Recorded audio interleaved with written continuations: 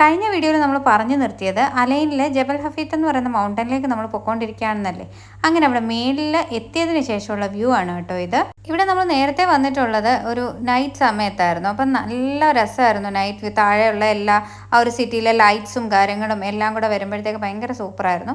ഇതിപ്പോൾ നമ്മൾ താഴോട്ടേ വണ്ടിയൊക്കെ പോകുന്നത് നമ്മൾ വന്ന വഴിയും ഒക്കെ കാണാൻ പറ്റുന്നുണ്ട്. നല്ല നട്ടുച്ച സമയത്ത് മലയുടെ മേളിൽ കയറി വെയിൽ കൊള്ളുന്ന ആൾക്കാരെ നിങ്ങൾ കണ്ടിട്ടുണ്ടോ? ഇല്ലെങ്കിൽ ഇതാ ഞങ്ങൾ 3 പേരുമാണ്.